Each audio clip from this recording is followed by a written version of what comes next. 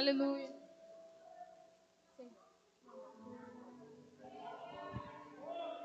Pode adorar Jesus.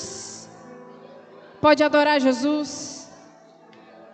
Não perde, não, esse momento. Pode adorar Jesus. Paz do Senhor, igreja. Quantos estão alegres com a presença de Deus neste lugar, pode dizer um amém bem forte. Dá para ser mais forte ainda, hein? Quantos estão alegres com a presença de Deus, digam amém. Aleluia. Livro de Atos dos Apóstolos, capítulo de número 1.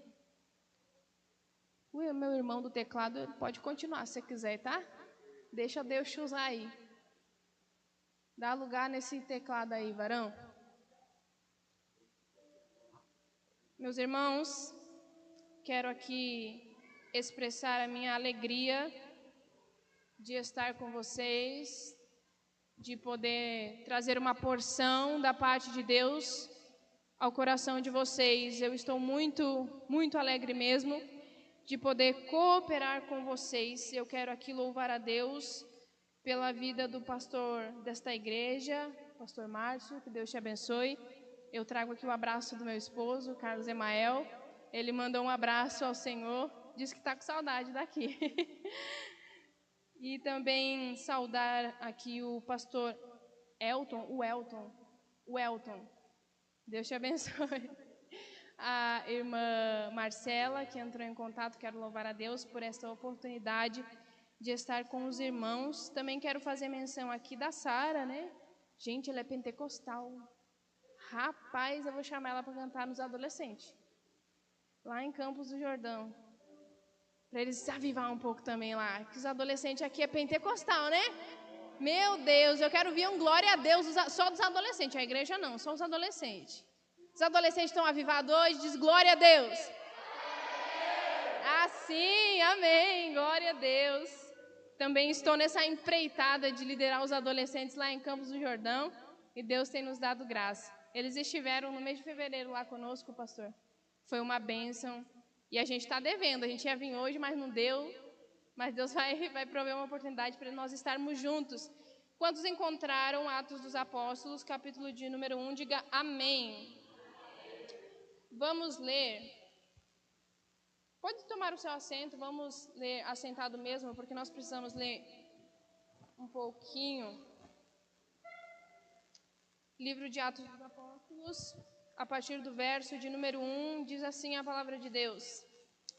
Fiz o primeiro tratado, ó Teófilo, acerca de tudo que Jesus começou não só a fazer, mas a ensinar, até o dia em que foi recebido em cima, depois de ter dado mandamentos pelo Espírito Santo aos apóstolos que escolhera, aos quais também, depois de ter padecido, se apresentou vivo, com muitas e infalíveis provas, sendo visto por eles por espaço de 40 dias, e falando do que respeito ao reino de Deus, e estando com eles, determinou-lhes que não se ausentassem de Jerusalém, mas que esperassem a promessa do Pai, que disse ele, de mim ouvistes, porque na verdade João batizou com água, mas vós sereis batizados com o Espírito Santo, não muito depois destes dias. Aqueles, pois, que se haviam reunido, perguntaram-lhe, dizendo, Senhor, restaurarás tu neste tempo o reino a Israel? E disse-lhes, não vos pertence saber os tempos ou as estações que o Pai estabeleceu pelo seu próprio poder, mas recebereis a virtude do Espírito Santo, que há de vir sobre vós, e ser-me-eis testemunhas, tanto em Jerusalém, como em toda a Judeia e Samaria, e até aos confins da terra. Versículo de número 14, para encerrar. Todos estes perseveravam unanimemente em orações e súplicas com as mulheres e Maria, mãe de Jesus, e com os seus irmãos. Você pode dizer amém por essa palavra? Pastor. Meus irmãos, muito rápido, eu quero fazer algo aqui. Eu gostaria de apresentar aos irmãos, eu quero ouvir um glória a Deus também depois que eu falar isso, tá? Combinado? Eu venho aqui apresentar aos irmãos o meu primeiro livro. Amém.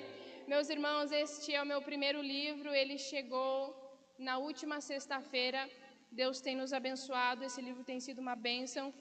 Um amigo me perguntou quanto tempo a gente demorou para escrever esse livro, pastor. E eu disse, esse livro demorou uma vida inteira com Jesus para ser escrito. Porque esse livro aqui, irmãos, ele é muito especial para mim, porque ele começou desde o início da minha jornada com Jesus.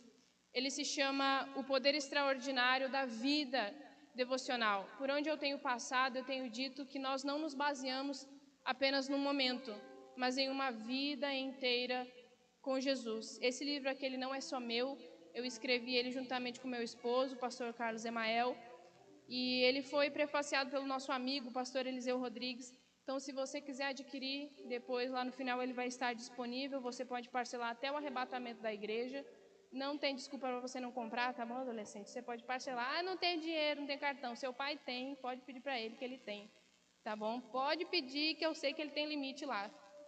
Esses adolescentes têm tudo, cara, que tem pai rico, pastor. Bom aqui, ó. Vocês têm cara, olha, nem vou falar nada. Eu quero ser amigo de vocês, tá bom? Me chama no zap depois. Então você pode adquirir o livro lá. Esse livro vai te falar sobre o que é devocional, como fazê-lo. E você vai encontrar pelo menos 50 reflexões aqui para te ajudar a fazer o teu devocional. Sabe aquele dia que você tem que trazer uma palavra no culto, que te chamaram para pregar 3 dias antes do culto? E tu não sabe o que pregar? Tu vem aqui nesse livro, ele vai te ajudar. Porque ele tem algumas reflexões bíblicas profundas daquilo que Deus tem derramado sobre nós. E esse livro vai ser um derramamento de Deus para a sua vida também. Amém? Vamos à palavra de Deus, meus irmãos. Meus irmãos, eu, orando ao Senhor, eu pedi que o Senhor ministrasse algo no meu coração para que eu pudesse falar ao coração da igreja. E esse texto de Atos dos Apóstolos, ou melhor dizendo, o livro de Atos dos Apóstolos, ele é o único livro histórico do Novo Testamento. E esse livro, ele é muito incrível, porque ele vem, obviamente, narrando os Atos dos Apóstolos. Só que as coisas que estão descritas no livro de Atos não eram meramente poder dos apóstolos, dos seus discípulos. Não era algo que vinha deles. Não era deles, naturalmente deles. Mas eles faziam coisas extraordinárias com o poder do Espírito Santo que habitava neles. Então esse livro é muito especial porque, primeiramente, ele vai começar a narrar o começo da igreja após a cruz do Calvário, após a descida do Espírito Santo. Então esse livro, ele é muito especial, esse livro é um livro profundo.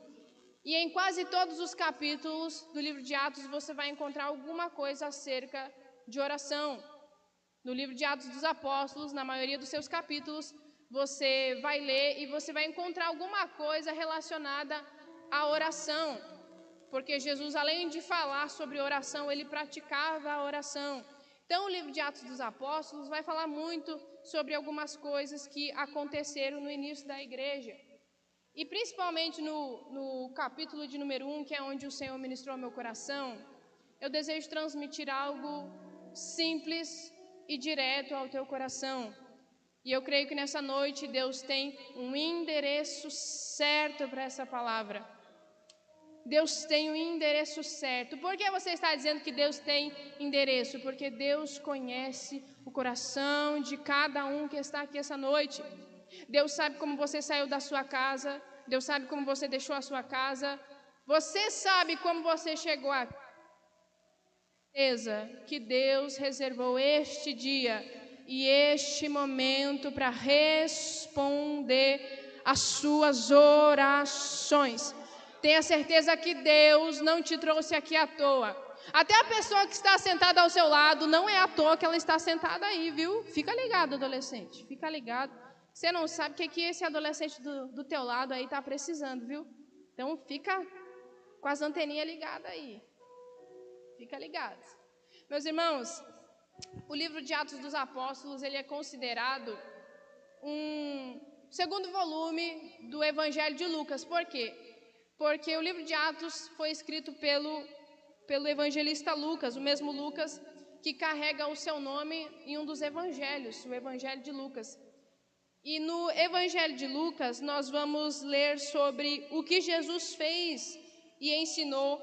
E em Atos, nós vamos ler sobre a continuidade do que Jesus, pelo Espírito Santo, fazia através dos seus apóstolos. E existe algo muito interessante no capítulo de número 1 que nós vamos ler, é que Lucas ele vai fazer questão de dizer, ele vai fazer questão de iniciar o primeiro capítulo falando que Jesus havia se apresentado vivo, com muitas e infalíveis provas. O texto vai iniciar dizendo, Lucas vai fazer questão de começar o livro de Atos falando a Teófilo, dizendo, ó Teófilo, estou te escrevendo esse livro e olha, Jesus se apresentou poderosamente vivo. Ele ressuscitou e agora ele está dando os seus últimos ensinos, as suas últimas instruções. E nisso tudo ele se apresentou poderosamente vivo, com muitas e infalíveis provas. Eu acho isso muito interessante, sabe, adolescentes? De Lucas querer começar a iniciar um capítulo dizendo que Jesus está vivo. Se tem uma mensagem que tem sido esquecida nos últimos anos, pastor, é que os pregadores da atualidade têm esquecido de pregar o Jesus ressurreto. O Jesus que morreu e ressuscitou. Se tem uma mensagem que nós precisamos resgatar na atualidade, é que a gente precisa entender e lembrar que existe um Jesus que está vivo, poderosamente vivo. E Lucas vai fazer questão de dizer, olha, ele se apresentou com muitas e infalíveis provas. Parece que eu consigo imaginar nos últimos 40 dias dele na terra se apresentando para os apóstolos, para as mulheres e mostrando, olha, vocês querem ter alguma prova de que eu estou vivo? Eu fico imaginando Jesus chegando lá de alguém dizendo, tá vendo, olha aqui a minha mão furada, olha aqui as marcas da cruz, olha aqui as cicatrizes dos açoites que eu levei. Que mais prova que você quer? Eu imagino alguém olhando para Jesus e dizendo, Jesus, deixa eu te tocar para ver se é real. Deixa eu te tocar para ver se é real. E aí Lucas vai fazer questão de dizer, Jesus se apresentou com muitas e infalíveis provas. Para que você está dizendo isso? Para a gente resgatar de novo a mensagem da ressurreição, a mensagem do Jesus que está vivo. E porque Jesus está vivo, nós podemos celebrar. Nós podemos celebrar o Jesus vivo. É sério, Cassano, que você veio pregar que Jesus está vivo e ressurreição em culto de adolescente? Sim. Não vim pregar a chave de apartamento nem de carro, irmão. Se quiser pregador assim, não é eu. E se eu pregar isso depois do meu marido me... Jesus está vivo. E você pode celebrar. Você pode celebrar porque Jesus está poderosamente vivo. Essa mensagem precisa de novo reacender os nossos corações. Nós precisamos lembrar do Jesus que está vivo. Nós precisamos lembrar do Jesus que morreu há mais de 2000 anos atrás por mim e por você. Nós precisamos lembrar do quão miserável, pecador que nós somos e começar a dizer, Jesus, obrigado pela tua morte, obrigado por ter ressuscitado, obrigado por tudo que o Senhor fez. Então, se você pode, comece a celebrar a Jesus, porque Jesus está vivo, poderosamente vivo, e que é uma prova de que Jesus está vivo. Você está aqui, você está aqui, você está aqui. Que maior prova você quer de que Jesus está vivo? Vivo. Que maior prova nós precisamos? Com certeza você conhece alguém que viveu um milagre extraordinário. Com certeza você já ouviu alguém testemunhando sobre alguma coisa. Isso é uma alegria. Quando a gente vê um adolescente, um jovem, o pastor, o obreiro, a obreira subir neste santo altar e dizer: irmãos, Jesus fez tal coisa por mim. Isso é motivo da gente se alegrar, porque é motivo da gente lembrar que Jesus está vivo. E porque Jesus está vivo, Jesus pode continuar fazendo muitas coisas. Ele não só continua, como Ele ainda é o mesmo ontem, Ele ainda é o mesmo hoje, e Ele continuará sendo o mesmo eternamente. E você pode celebrar a Jesus. Se você tem mão para celebrar a Jesus, levante uma de suas mãos, celebre a Jesus, celebre a Jesus, adolescente, celebre a Jesus, celebre a Jesus. Sabe por que a gente pode celebrar Jesus? Primeiro, porque Ele está vivo. E segundo, o fato dele estar vivo significa que a gente pode viver coisas extraordinárias. Sabe aquela faculdade que você ora e que você olha para os recursos e você diz: como que eu vou conseguir chegar a determinado lugar? Como que eu vou conseguir estar lá? Como que eu vou conseguir ir para lá? E aí Deus me traz aqui para dizer ao coração de alguém: você pode celebrar, você pode ter esperança de novo. Por que eu posso ter esperança, Cassiano? Porque Deus vai aumentar minha conta bancária? Não, você pode celebrar, porque Jesus está vivo. E se Jesus está vivo, Ele pode fazer o impossível na tua casa. Deus pode operar milagre na tua família. Deus pode entrar naquela causa que você tem colocado diante de Deus. E Deus está dizendo ao coração de alguém: eu estou vivo. A sua esperança está sendo acesa de novo, porque estou vivo. Agora olha a continuidade do texto. Nós lemos a introdução do livro com o escritor Lucas, e depois dele fazer questão de dizer que Jesus está vivo e que Ele se apresentou com muitas infalíveis provas, nós vamos ler que Jesus, nos seus últimos dias aqui, Ele vai se reunir com os apóstolos algumas vezes, e Ele vai começar a dar as suas últimas instruções a eles, do que eles deveriam fazer, onde eles deveriam ficar. E Jesus vai dar as suas últimas instruções a eles.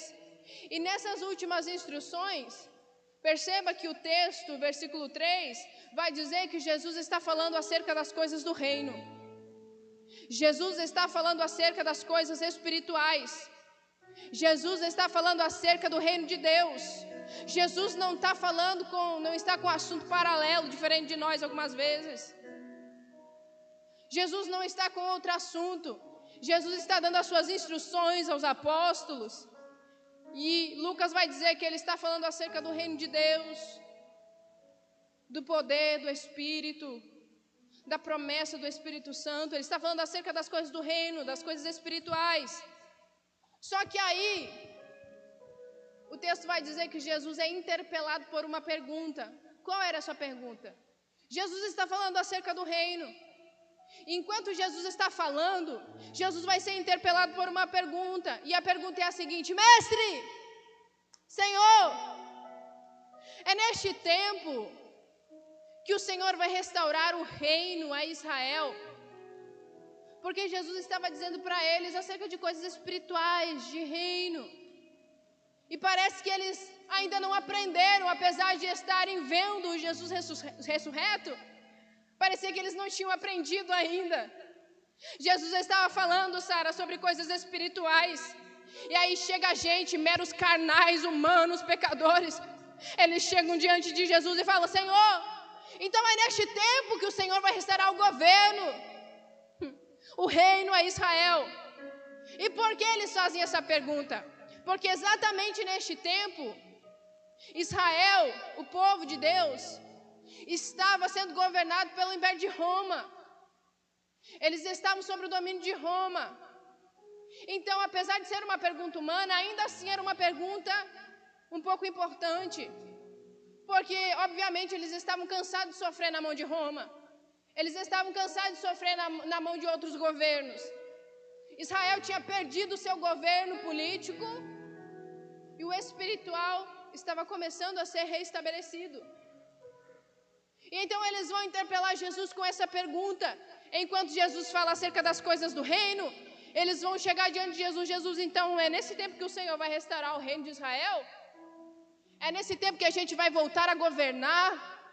É nesse tempo que nós seremos os políticos da nação? É neste tempo que a gente que vai mandar nas leis? É neste tempo que a gente vai mandar em tudo? Só que Jesus é muito inteligente. Jesus é incrível. Jesus vai olhar para eles. Sabe o que Jesus vai responder para eles? Jesus vai olhar, vai ouvir a pergunta deles e vai olhar bem para a cara deles e vai dizer: olha, não pertence a você saber os tempos que o meu Pai estabeleceu pelo seu próprio poder. Mas aí Jesus não termina dessa forma. Jesus vai olhar para eles e vai dizer, e ele vai começar com uma palavra que é muito incrível. Jesus vai olhar e vai dizer para eles assim: olha, não pertence a vocês saber os tempos que o meu Pai estabeleceu pelo seu próprio poder, mas, sabe qual é um dos significados da palavra mais? Mas, apesar disso, Jesus olha para eles e vai dizer: não pertence a você saber, mas, apesar disso, vocês receberão a virtude do Espírito. Vocês receberão a virtude do Espírito. Em outras palavras, Jesus estava dizendo para eles: vocês fazem perguntas e querem respostas, mas eu estou dizendo para vocês, talvez eu não responda da forma que vocês querem, mas eu estou dizendo para vocês, a minha virtude, o meu poder vai cobrir vocês. Ainda que vocês não tenham a resposta que vocês querem, a minha virtude vai cobrir vocês. No dia que vocês estiverem angustiados e vocês estiverem clamando ao Senhor por resposta, Jesus vai olhar e vai dizer: talvez a resposta não veio do jeito que você queria, mas eu estou dizendo para você, ainda que a resposta não vem, recebe a minha virtude. Virtude é a graça de Deus que nos sustenta, é a graça de Deus que nos guarda, é o poder de Deus que nos levanta, é o poder de Deus que sustenta a tua casa, é o poder de Deus que sustenta a sua saúde, é o poder de Deus. É o poder de Deus, pastor. É o poder de Deus.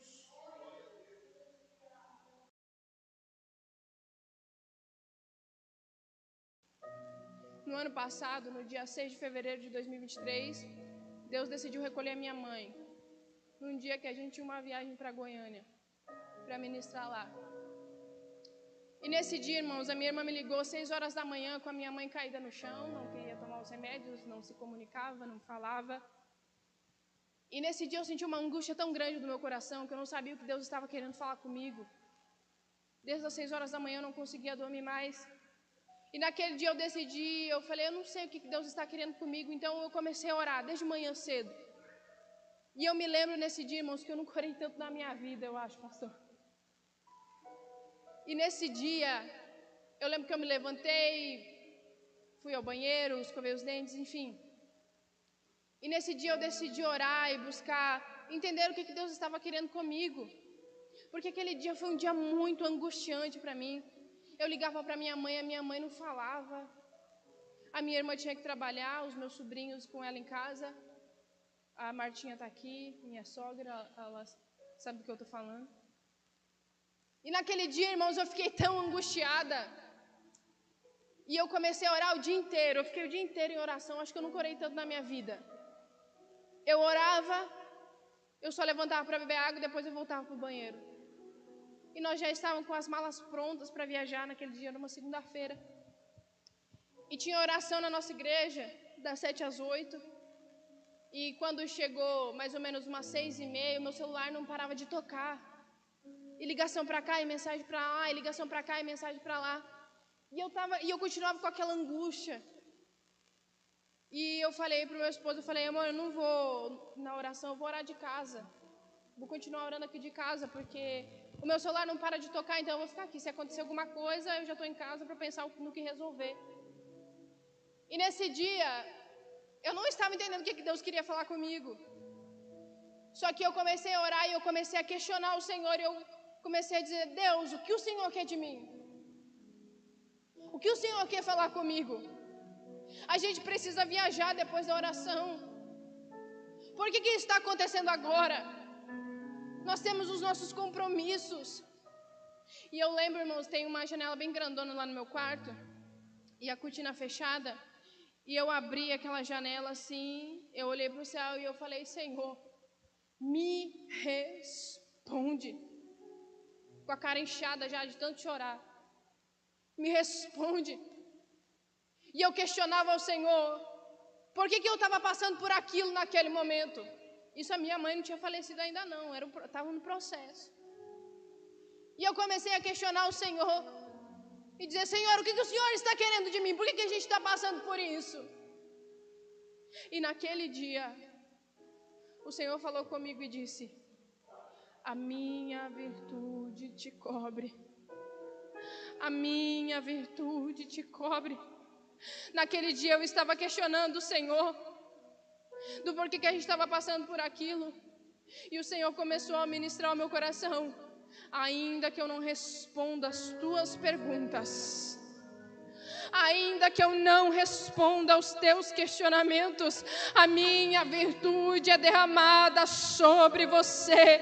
Ainda que eu não responda aos teus questionamentos, a minha virtude é derramada sobre você. Sabe o que Deus me trouxe para dizer aqui para vocês, adolescentes? Porque nessa fase a gente tem muitos questionamentos, pastor, a gente já passou pela fase deles. Nessa fase a gente faz muitas perguntas ao Senhor. Nessa fase a gente costuma fazer muitas perguntas aos nossos pais, aos nossos líderes, ao nosso pastor. A gente costuma ter muitos questionamentos dentro da gente. A gente costuma fazer muita pergunta ao Senhor. A gente começa a colocar Deus dentro da caixinha dos nossos questionamentos. E aí Deus está dizendo para nós, eu sou muito grande para ficar dentro dela. Eu sou muito grande para estar dentro dessa caixa.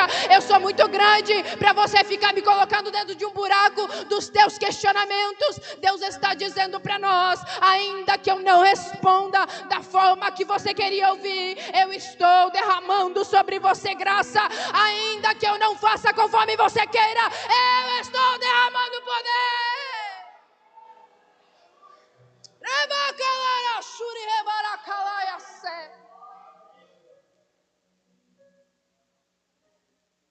A gente tem esse costume de questionar o Senhor, de questionar a Deus. E Deus, a única coisa que parece que Deus quer responder é dizer, a minha graça te basta. Em outras palavras, irmã Marcela, Deus está dizendo única e exclusivamente para nós, a minha graça te basta. A minha graça te basta. A minha graça te basta. Só que vamos continuar o texto. Vamos continuar o texto. A resposta de Jesus, a única coisa é, apesar disso, vocês receberão a virtude. Apesar disso, vocês receberão o meu poder. Sabe aquela oração que faz muito tempo que você faz? E você, em todas elas, diz, há quanto tempo eu oro por isso? E o Senhor não faz nada. E Deus me trouxe aqui para dizer repetidamente para alguém, a minha graça te basta. A minha graça te basta e o meu poder se aperfeiçoa na tua fraqueza. Deus está dizendo ao nosso coração: a virtude do Espírito Santo é a medida exata que nós precisamos para suportar as aflições. A virtude do Espírito Santo é a medida exata para a gente suportar os questionamentos não respondidos. A virtude do Espírito Santo é a medida exata para que a gente prossiga caminhando de passo em passo. A virtude do Espírito Santo é a medida exata que Ele nos dá para a gente continuar a jornada, ainda que todos os dias da nossa vida a gente faça igual Paulo. Por 3 vezes orei e ele me disse: a minha graça te basta, a minha graça te basta, a minha graça te basta.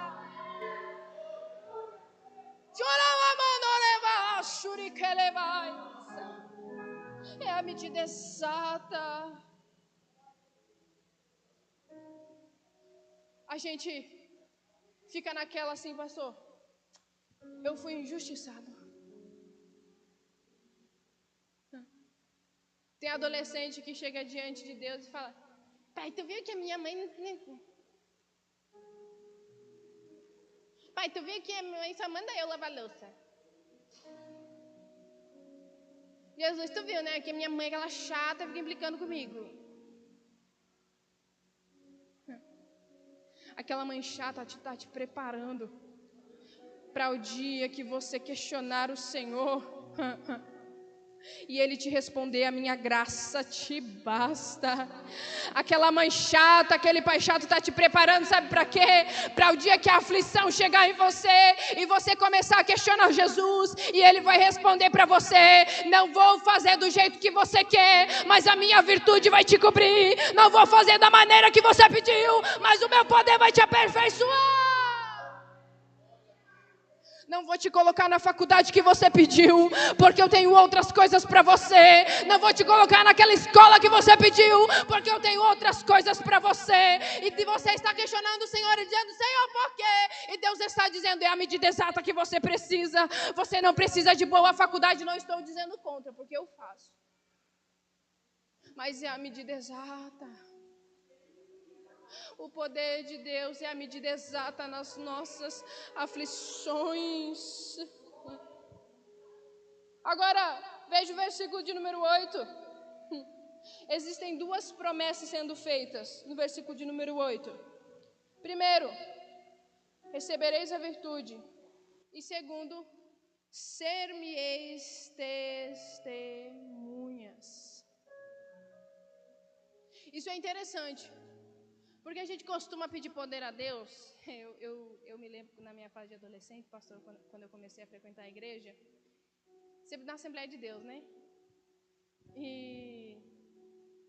eu lembro que eu chegava nos cultos assim, e eu via aquele na terra. E eu costumava olhar para aquelas irmãs, para aqueles obreiros, né, cheio do poder de Deus, rodando no meio da igreja. E eu falava: Deus, eu quero ser igual a eles, eu quero sapatear e rodar igual a eles. E eu falava assim pro Senhor: eu quero ser igual a eles, cheio de poder, assim, para falar em mistério, rodar no manto, eu quero ser assim. Só que um dia eu me deparei com Atos 1, capítulo 1, versículo 8. Vocês receberão a virtude do Espírito Santo. Mas não pense você que é para ficar sentado no banco assistindo o culto. Poder de Deus é para quem quer trabalhar. Poder de Deus é para quem quer se movimentar. Poder de Deus é para quem quer fazer alguma coisa. Poder de Deus é quando a gente decide entregar a nossa vida ao Senhor e dizer: Senhor, eu preciso de poder, porque o Senhor me deu uma missão e eu preciso de poder para poder exercê-la. Eu preciso de poder. Sabe o que Deus está dizendo para nós? Você quer poder de Deus? Quer cantar igual a Sarinha assim, toda animada? É graça de Deus, irmãos. Porque não adianta nada a gente chegar aqui, pastor, em cima desse altar e querer fazer coisa demais. Querer fazer firula demais. Querer se movimentar demais. Eu não sou contra isso não, irmão. Se tem uma coisa que eu gosto é do poder de Deus. Se tem uma coisa que eu gosto é marchar com o varão na terra. Mas, irmão, eu estou te dizendo que isso não basta. Poder de Deus é para quem quer fazer alguma coisa. Poder de Deus é para quem quer ir para a Judeia. Poder de Deus é para quem quer ir para Samaria. Poder de Deus é para quem quer ir até os confins da terra. Poder de Deus não é para ficar parado. Poder de Deus é para quem quer fazer alguma coisa. Enquanto a gente começar a pedir poder de Deus, porque a gente só quer falar em língua estranha, Deus está dizendo: eu não vou mandar poder nenhum. Agora, se você quiser poder para anunciar o evangelho, agora se você quiser poder para pregar lá na tua escola, então recebe o poder do Espírito Santo. Se você quer poder para fazer alguma coisa, eu te dou. Mas se você quer poder para ficar sentado no banco da igreja,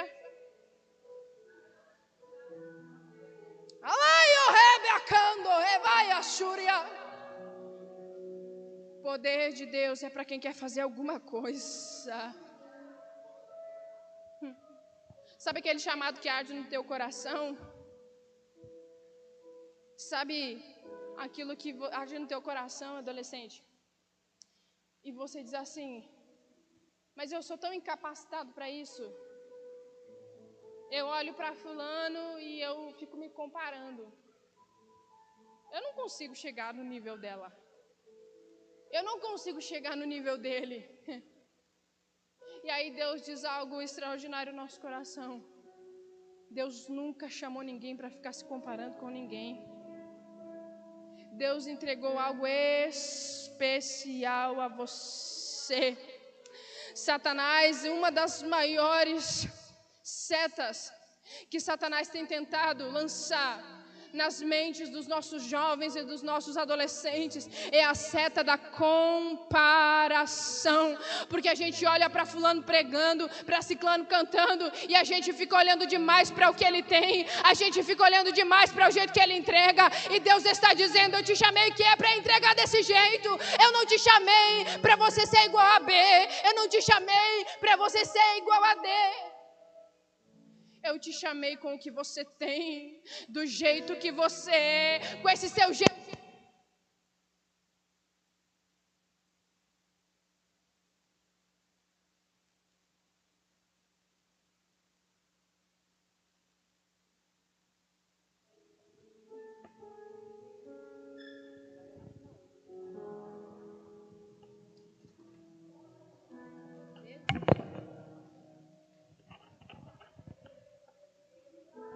Aleluia, agora sim.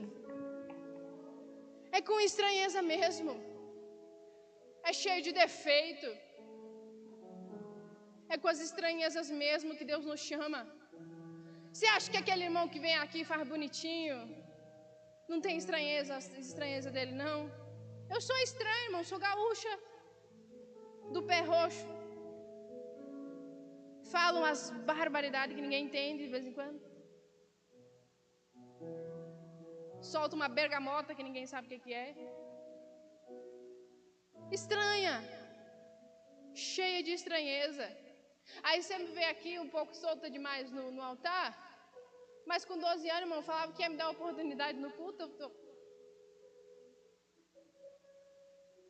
Lá na minha cidade tinha a escala do culto. Todo mundo sabia quem ia pregar, quem ia cantar, quem ia dar saudação. E quando eu vi o meu nome lá, eu nem ia no culto. Eu falei: eu não vou. Ó, perna pra quem tem, sabe? Eu vou nada. Eu vou nada. Vou nada. Vou nada. Vocês entenderam, né? Ah, vocês acham que eu não tô ligada? Eu sou casado, mas eu não sou tão velha assim, não. Eu falava: vou nada. Vou pro culto nada. Vou me botar lá pra dar saudação, um monte de coisa. Vou nada. Porque o que eu pensava? Mas se colocar fulano antes de mim, eu tô no aperto, porque a bichinha sabe falar, e eu fico... Quase não sai. E eu ficava nessa comparação de ficar olhando para alguém que fazia melhor do que eu, que era melhor do que eu, que eu considerava melhor do que eu. E um dia Deus disse para mim: eu não te chamei para você se comparar com ele. Eu não te chamei para você se comparar com ela. É com as tuas estranhezas mesmo. Sabe por quê? Porque Deus usa as nossas estranhezas mesmo para impactar a vida de alguém que às vezes é parecido com você, cheio de estranheza igual você, e a pessoa vai dizer, nossa, mas ele é estranhozinho igual eu, né? Então será que Jesus pode fazer o mesmo do que eu? E se ele chegar e perguntar para você, então quer dizer que Jesus pode fazer em mim? E você vai olhar para a pessoa que está perguntando para você e vai dizer, Jesus pode fazer em você também, porque eu sou cheio de defeito, eu sou cheio de falha, eu sou cheio de estranheza, eu sou cheio de não sei o que, eu sou cheio de tanta coisa, e Jesus decidiu me esvaziar de mim mesmo e me encher do seu poder. Apesar de todas as coisas, Deus está dizendo, eu estou derramando poder sobre você, porque eu já determinei sobre você uma palavra, eu já liberei sobre você uma palavra desde a sua infância. Você lembra daquelas promessas que Deus te fez quando você era pequenininho, pequenininha, e você fica perguntando ao Senhor nas suas orações e dizendo, Deus, e aquelas promessas que o Senhor fez para mim? E Deus está dizendo, elas estão de pé. Só que o poder que você pede não é para usufruir das promessas. O poder que você pede é para você parar de se comparar com alguém. E Deus está dizendo, deixa de olhar para o que você é, deixa de olhar para o que você tem, deixa de olhar para o que o outro faz e você não consegue. Começa a olhar para aquilo que Deus já falou sobre você, começa a olhar pela palavra que Deus já liberou sobre a sua vida, comece a olhar para aquilo que Deus já disse ao teu respeito. E Deus está dizendo ao nosso coração, ainda que cheio de falhas, ainda que cheio de defeitos, Deus está dizendo, o meu poder se aperfeiçoa em você. Porque nunca foi sobre você, é sobre o que Deus pode fazer através do seu poder.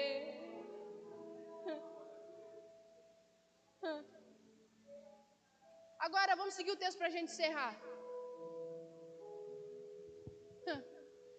Eles receberam uma promessa, só que essa promessa tinha uma condição. E qual era a condição? Olha, vocês vão receber o poder do Espírito Santo. Só que tinha uma condição, fiquem em Jerusalém, até que do alto vocês sejam revestidos de poder. Essa era a condição, ficar em Jerusalém. Existe algo muito especial de Jesus ter dito para eles ficarem em Jerusalém, porque Jerusalém foi o lugar da rejeição de Jesus. Jesus foi rejeitado em Jerusalém. Em outras palavras, nas entrelinhas, Deus estava dizendo para eles, no lugar da rejeição, é o lugar da exaltação.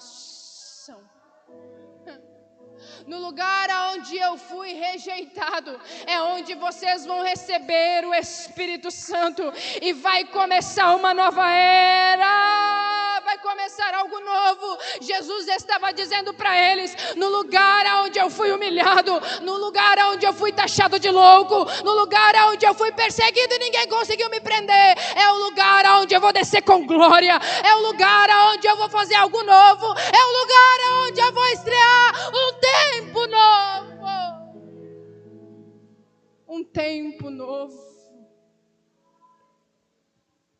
A promessa tinha isso, tinha uma condição. E aí eu te pergunto, adolescente, o que foi que os apóstolos fizeram depois de receber a promessa? Vocês acham que eles ficaram parados assistindo os carinha da lei, ensinar a lei de Moisés? Vocês acham que eles iam lá para o cenáculo, lá para o templo, ficar ouvindo eles ler Deuteronômio, Gênesis, Êxodo, Levítico, fazendo as repetições da lei, que eles já sabiam de cor e salteado? Vocês acham que eles ficaram fazendo isso? Não. Você conhece a história melhor do que eu. Eles receberam uma promessa e a condição era, fique em Jerusalém, até que do alto vocês sejam revestidos de poder. E aí eles, como uns bons crentes que recebem promessa de Deus, vão olhar para as palavras de Jesus e vão dizer assim, eu estou conjecturando, né? Eles vão olhar para as palavras de Jesus, pastor, e vão dizer assim, tá bom, Tem uma promessa, mas tem uma condição. Ele mandou a gente ficar em Jerusalém, para a gente esperar a promessa por lá. É lá que a gente vai viver a realização da promessa.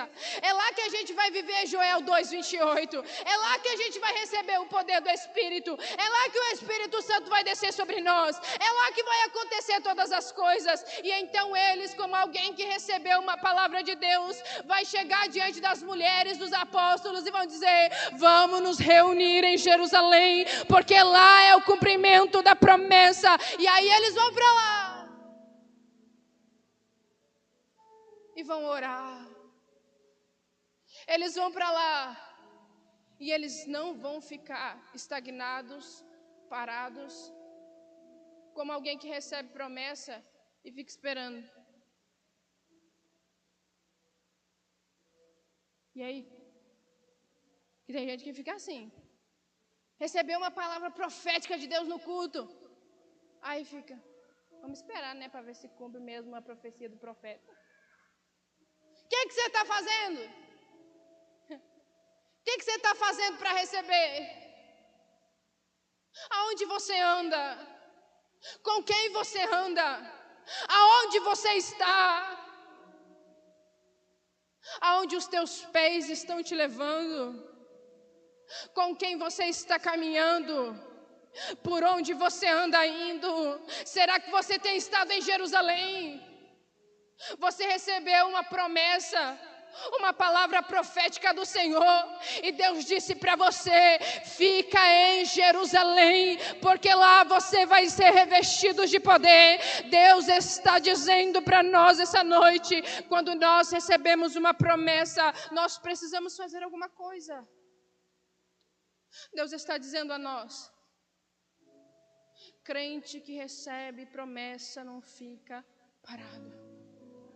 Crente que recebe promessa precisa esperar pela promessa. Não, mas Cassandra, eu estou esperando pela promessa. Está esperando do jeito errado, porque você deita sua cabeça no travesseiro e vai dizer: hoje não aconteceu nada, quem sabe amanhã vai acontecer alguma coisa. E Deus está dizendo para nós: o princípio é o que conta.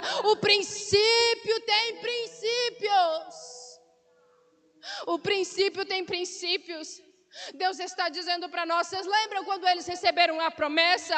O que eles foram fazer depois que eles receberam a promessa? Eles ficaram olhando para o céu, vendo Jesus subir. E aí os varões galileus vestidos de branco vão chegar diante deles e vai dizer: varões,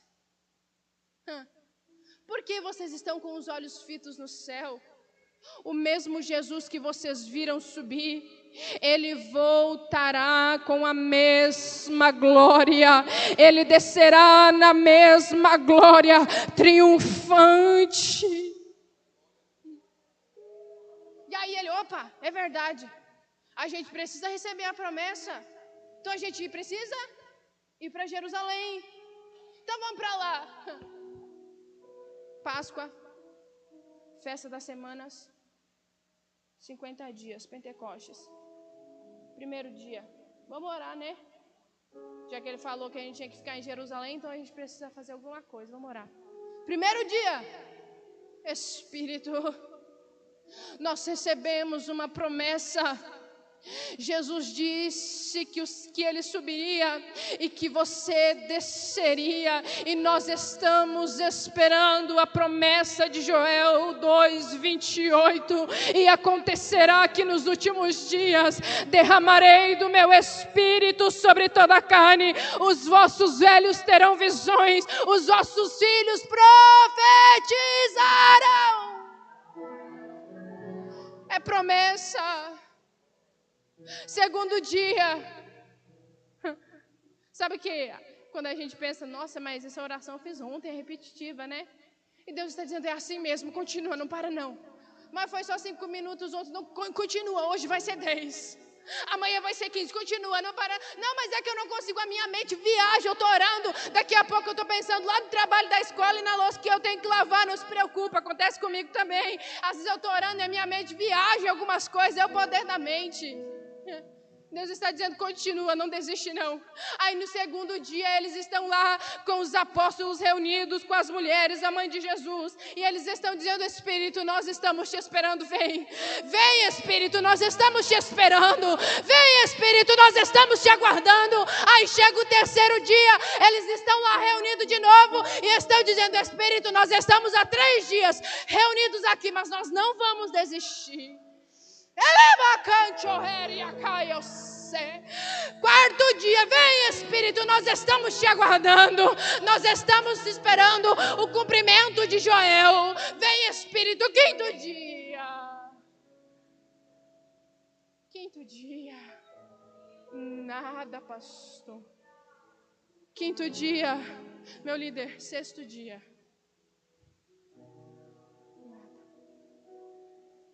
sétimo dia, nada.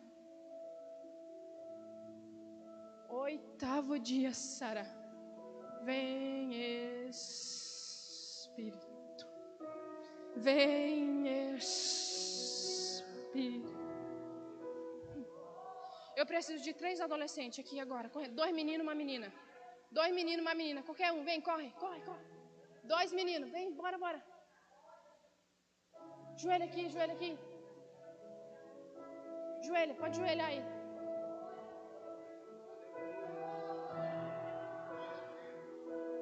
Pode ficar em posição de quem está orando pelo Espírito Santo. Não fica olhando para mim, não.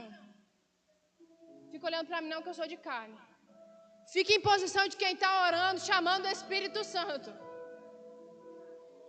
E não faz de brincadeira, não, que a gente está no culto. Clama pelo Espírito Santo mesmo. Clama pelo Espírito Santo mesmo. Faz igual a eles. Clama pelo Espírito Santo mesmo. Vocês estão esperando a promessa de Joel. Faz igual a eles. Não brinca de cultinho, não. Porque eu não vim brincar de culto aqui, não.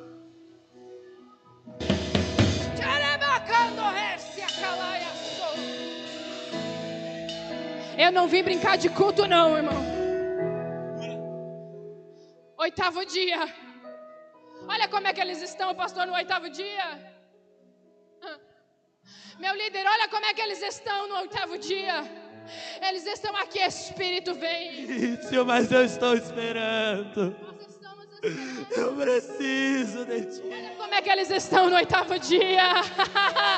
Aí chega o 9º dia, eles estão lá de novo, reunidos com as mulheres e os apóstolos. E eles estão, vem Espírito, vem Espírito, vem Espírito, vem Espírito, vem Espírito, vem Espírito. Vem, calaçorre.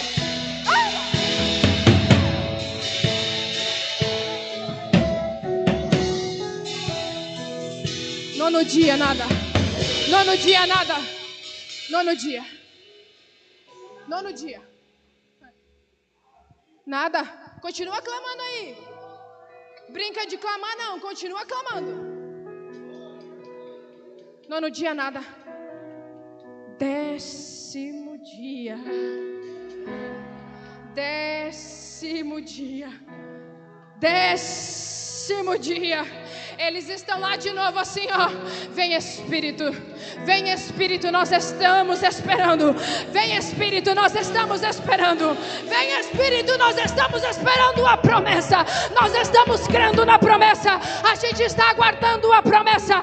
Nós estamos aguardando porque nós cremos na promessa. E quem crê na promessa prepara o cenário. Quem crê na promessa fica aguardando. Quem crê na promessa precisa aguardar por ela, Sara. Quem crê na promessa, pastor, precisa aguardar por ela. A gente tem que parar de achar que oração dizendo: Pai, abençoa a minha mãe, abençoa meu pai, abençoa a minha tia, abençoa o meu amigo. Para com isso. Oração que chama o Espírito é dizer: vem Espírito, me batiza. Vem Espírito, vem Espírito. Oração que chama Espírito, irmão, é a oração que grita por Ele. A gente precisa parar de achar que lendo Crônicas de Nárnia a gente vai conseguir alguma coisa. A gente precisa parar de achar que fazendo oração de 5 minutos dizendo: Pai, abençoa o meu irmão, me dá uma ótima noite de sono. Eu preciso descansar, porque amanhã eu tenho que acordar 7 horas para ir para a escola. Tu acha que tu vai receber poder desse jeito? Quer poder? Nem que você ore 2 minutos, irmão. 2 minutos você está lá dizendo: vem Espírito, vem Espírito, vem Espírito, vem Espírito, enche, vem Espírito, me enche, vem Espírito, me enche, vem Espírito, me enche, vem Espírito, me enche, vem Espírito, me enche, vem Espírito, vem Espírito, vem Espírito, vem Espírito, vem Espírito, vem Espírito, vem Espírito, vem Espírito.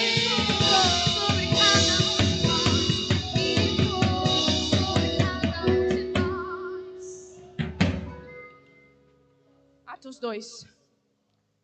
E cumprindo-se o dia de Pentecostes, estavam todos reunidos no mesmo lugar, e de repente veio do céu um som como de um vento veemente e impetuoso, e começou a encher a casa em que estavam assentados, e foram vistas por eles línguas repartidas como que de fogo, as quais pousaram sobre cada um deles, e todos foram cheios do Espírito Santo, cheio do Espírito, cheio do Espírito, cheio do Espírito, cheio do Espírito. Nós vamos sair daqui cheios do Espírito, cheios do Espírito, cheios do Espírito,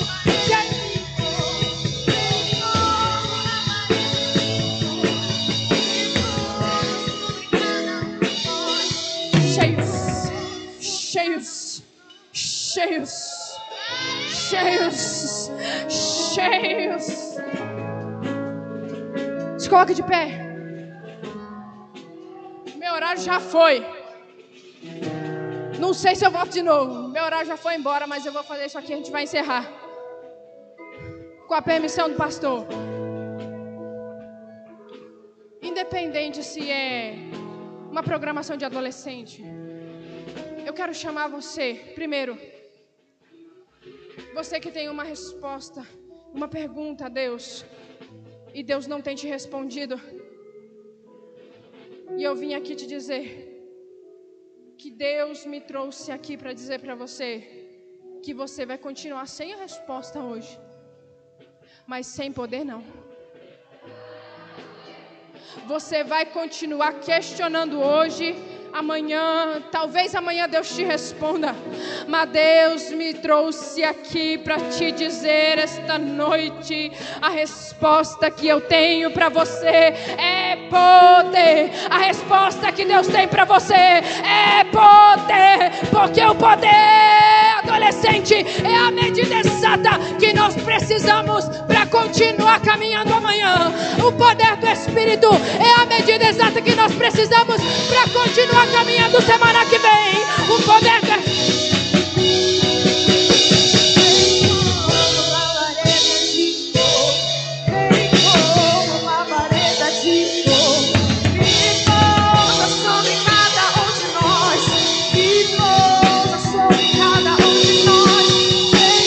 Atos 2.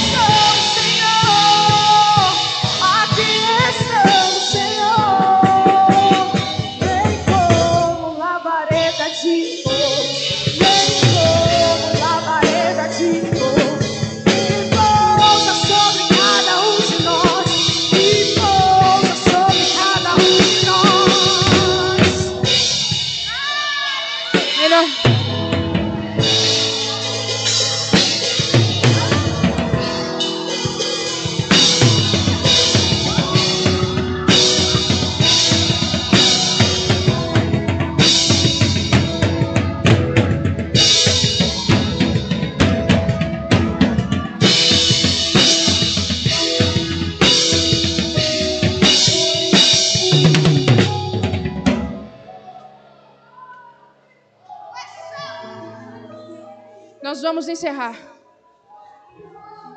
Mas a gente pregou Atos 2, irmão. Nós pregamos a promessa do revestimento de poder.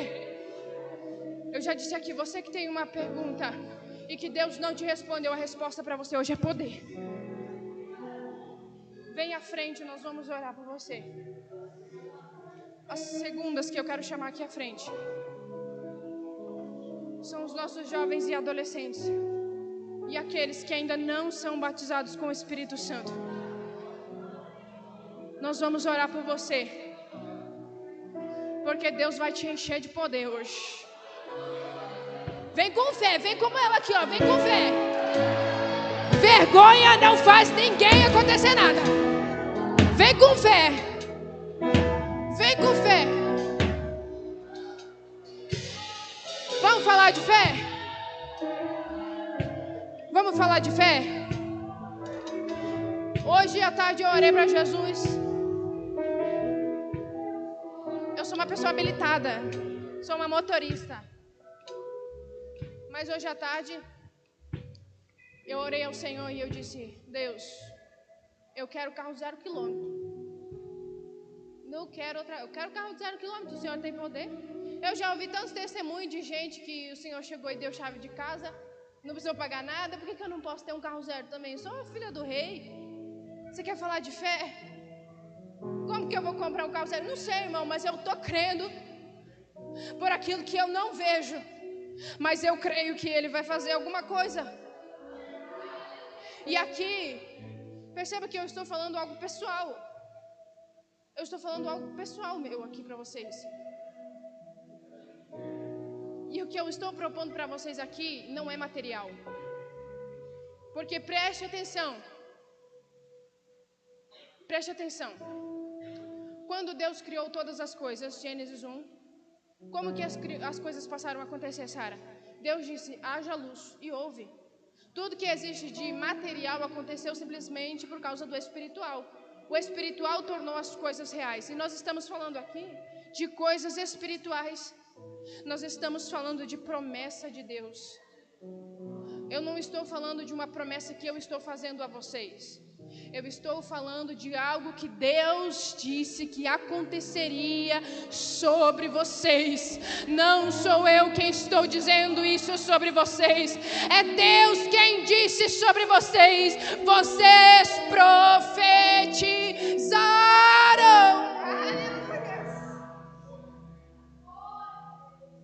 Vem com fé. Os irmãos que puderem, levante suas mãos para cá. A Sara vai cantar já já. A Sara vai cantar, enche-me. Quem disse isso não fui eu, jovem. Não fui eu que disse isso sobre você. Foi Deus quem disse isso sobre você. Não fui eu, não foi o pastor, não foi a sua liderança que disse aquela palavra algum tempo atrás sobre você, que no seu coração você questiona o Senhor, e Deus está dizendo, pare de olhar para o que você tem, eu estou liberando sobre você graça, porque você viverá a maior manifestação do poder de Deus. Deus derramará sobre você a maior experiência que você já viveu, e você testemunhará do poder de Deus. Recebe o poder de Deus.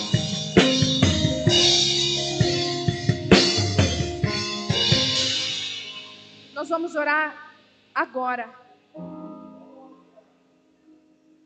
Se você puder, coloque as mãos sobre aqueles que você conseguirem.